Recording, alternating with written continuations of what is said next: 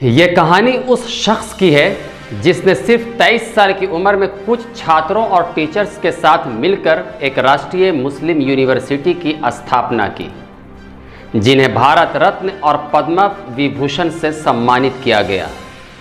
शिक्षा के क्षेत्र में उनका योगदान भुलाया नहीं जा सकता। वो देश के दूसरे उपराष्ट्रपति और तीसरे राष्ट्रपति बने। नमस्कार, मैं मुशफिक खान और आप देख रहे हैं शाहीन टीवी। बात डॉक्टर जाकिर हुसैन की। डॉक्टर जाकिर हुसैन का जन्म 8 फरवरी 1897 को हैदराबाद में हुआ था। वह खैबर पख्तूनख्वा के पश्तो मुस्लिम थे, जिनका ताल्लुक आफरीदी और खोशगी परिवार से था। 19वीं सदी में उनका परिवार दक्कन आने से पहले मलिहाबाद में रहा। जाकिर हुसैन अपने 8 भाइयों में दूसरे नंबर के थे। बचपन से ही जाकिर हुसैन को पढ़ने लिखने का काफ़ी शौक था। स्कूल जाने से पहले उन्होंने घर पर कुरान, फारसी और उर्दू की तालीम हासिल की। हुसैन की प्राथमिक शिक्षा हैदराबाद से हुई। जब 10 बरस के हुए तो पिता का निधन हो गया। इसके बाद माँ बच्चों को लेकर हैदराबाद से कायमगंज उत्तर प्रदेश आ गई। कायमगंज उत्तर प्रदेश आने के बाद माँ ने उन्हें अच्छी शिक्षा के लिए इटावा भेजने का सोचा, लेकिन वह जाना नहीं चाहते थे। इसके बाद माँ ने उन्हें समझाया कि वहाँ अच्छे उस्ताद हैं, खूब पढ़ना और अब्बू का नाम रोशन करना। माँ के कहने पर वह इटावा चले गए। वहाँ इस्लामिया हाई स्कूल से हाई स्कूल पास किया। 14 बरस के हुए तो माँ भी चल बसी, लेकिन कठिन परिस्थितियों में भी उन्होंने खुद को संभाला और पढ़ाई का साथ नहीं छोड़ा। इसके बाद लखनऊ यूनिवर्सिटी से उन्होंने इकोनॉमिक्स में ग्रेजुएशन किया। फिर इलाहाबाद यूनिवर्सिटी के मोहम्मदन एंग्लो ओरिएंटल कॉलेज चले गए। 1915 में 18 साल की उम्र में उनका निकाह शाहजहां बेगम से हुआ। उनकी 2 बेटियां हुई, सईदा खान और साफिया रहमान। निकाह होने से पहले ही वह स्वतंत्रता सेनानी अबुल कलाम आज़ाद और मोहम्मद अली के संपर्क में आ गए थे। इन दोनों के विचारों से डॉक्टर जाकिर हुसैन काफ़ी प्रभावित हुए। उनके अंदर देशभक्ति की भावना जागी। उस वक्त अंग्रेज़ी हुकूमत के खिलाफ जगह जगह पर आंदोलन हो रहे थे।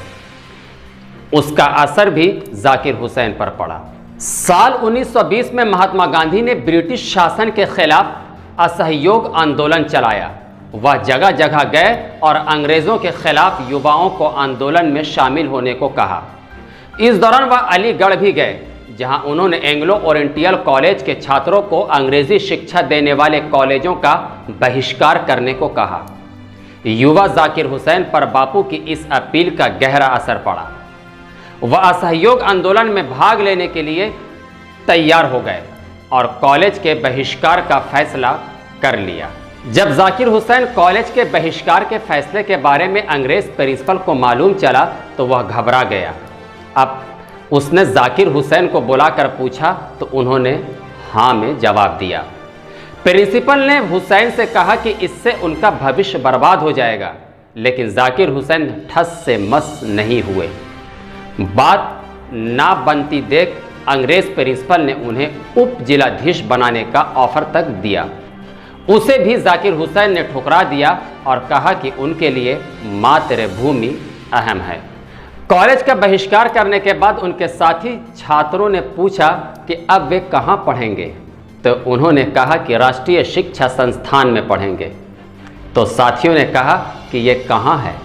उन्होंने जवाब में कहा, हम यही शिक्षा संस्थान खोलेंगे जो हमारा अपना, हमारे देश का होगा। इसमें ब्रिटिश हुकूमत से मदद नहीं ली जाएगी। पढ़ाने कौन आएंगे? इस पर जाकिर हुसैन ने कहा, हमारे ही लोग शिक्षा देंगे। इस पर उनके साथियों ने साथ देने का फैसला किया। राष्ट्रीय शिक्षा संस्थान बनाने के सिलसिले में उन्होंने मौलाना मोहम्मद अली जौहर, डॉक्टर हकीम अजमल और डॉक्टर अंसारी से मुलाकात की। इसके बाद अलीगढ़ में बहुत छोटी जगह पर 29 अक्टूबर 1920 को जामिया मिल्लिया इस्लामिया की नींव रखी गई। वहां 2 साल तक बतौर टीचर उन्होंने छात्रों को पढ़ाया और अन्य कड़ी मेहनत व साथियों के साथ मिलकर उसकी नींव और मजबूत की। साल 1922 में वह हायर एजुकेशन के लिए जर्मनी चले गए।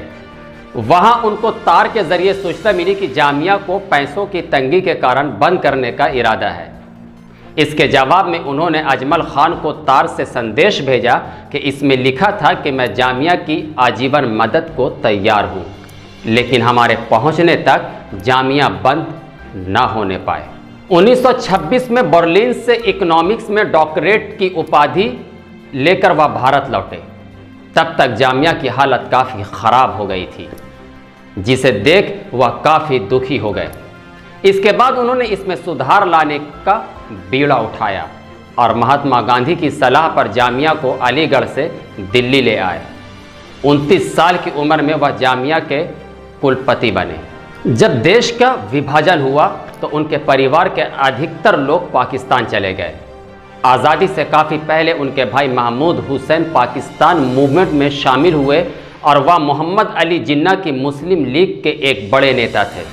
उन्हें बाद में पाकिस्तान की संविधान सभा का सदस्य बनाया गया। 1951 की शुरुआत में उन्होंने पाकिस्तान के शिक्षा मंत्री और कश्मीर मामले के मंत्री के तौर पर काम किया। हुसैन के भतीजे अनवर हुसैन पाकिस्तान टेलीविज़न कॉरपोरेशन के निदेशक बने। उसके बाद एक चचेरे भाई रहीमुद्दीन खान पाकिस्तान सेना की संयुक्त चीफ ऑफ स्टाफ कमेटी के अध्यक्ष और बलूचिस्तान और सिंध के राज्यपाल रहे। जाकिर हुसैन के जिन रिश्तेदारों ने भारत में रहने का विकल्प चुना वे भी बड़े पदों पर रहे। उनके छोटे भाई यूसुफ हुसैन अलीगढ़ मुस्लिम विश्वविद्यालय के कुलपति बने। उनके भतीजे मसूद हुसैन जामिया मिलिया इस्लामिया के कुलपति थे। हुसैन के दामाद खुर्शीद आलम खान कई साल तक कर्नाटक के राज्यपाल रहे और उनके पोते सलमान खुर्शीद मनमोहन सिंह सरकार में विदेश मंत्री रहे। जब भारत को आज़ादी मिली तो उस वक्त जाकिर हुसैन अलीगढ़ मुस्लिम यूनिवर्सिटी के वाइस चांसलर बनने को तैयार हो गए।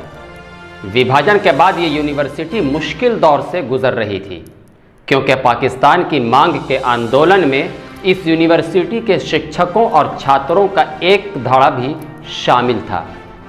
अलीगढ़ यूनिवर्सिटी के मुश्किल दौर में जाकिर हुसैन ने 1948 से 1956 तक अपनी अगुवाई में चीज़ों को संभाला। वाइस चांसलर का कार्यकाल पूरा करने के बाद उन्हें 1956 में राज्यसभा के लिए नामांकित किया गया, लेकिन वह अपना कार्यकाल पूरा नहीं कर पाए। जवाहरलाल नेहरू ने उनसे बिहार के राज्यपाल का पद संभालने को कहा, जिसे उन्होंने मान लिया। 1957 से 1962 तक राज्यपाल का काम संभालने के बाद वह 1962 से 1967 तक देश के दूसरे उपराष्ट्रपति रहे। जाकिर हुसैन के राष्ट्रपति बनने की कहानी भी काफ़ी दिलचस्प है। 1967 में उन्हें राष्ट्रपति पद का उम्मीदवार बनाया गया था। उनके प्रतिद्वंदी थे सुप्रीम कोर्ट के रिटायर्ड चीफ जस्टिस के सुब्बा राव। उस वक्त इंदिरा गांधी के खिलाफ विपक्ष मोर्चा खोले हुए थे। इस मुश्किल घड़ी में इंदिरा गांधी ने जयप्रकाश नारायण को याद किया। तब तक जयप्रकाश नारायण राजनीति से संन्यास ले चुके थे। 22 अप्रैल 1967 को एक बयान जारी किया। इसके बाद जाकिर हुसैन का समर्थन करने वाले सामने आए और कांग्रेसी एक हो गए। 6 मई 1967 को देश के तीसरे राष्ट्रपति चुनाव के नतीजे आने थे। तभी शाम को ऑल इंडिया रेडियो का प्रसारण रोक दिया गया और जाकिर हुसैन जीत गए। इस चुनाव में 8,38,170 वोट पड़े थे, जिसमें हुसैन को 4,71,244 और सुब्बा राव को 3,63,971 वोट मिले थे। इस तरह देश को पहला मुस्लिम राष्ट्रपति मिला। अपने भाषण में उन्होंने कहा था कि पूरा भारत मेरा घर है और यहाँ के सभी लोग मेरे परिवार हैं। साल 1963 में उन्हें देश के सबसे बड़े नागरिक सम्मान भारत रत्न से नवाजा गया। 3 मई 1969 को 72 साल की उम्र में उनका निधन हो गया। वह पहले राष्ट्रपति थे जिनका पद पर रहते हुए निधन हुआ था। जाकिर हुसैन की ये कहानी आपको कैसी लगी, कमेंट करके ज़रूर बताएं। और हाँ, लाइक शेयर सब्सक्राइब करना ना भूलें। नमस्कार।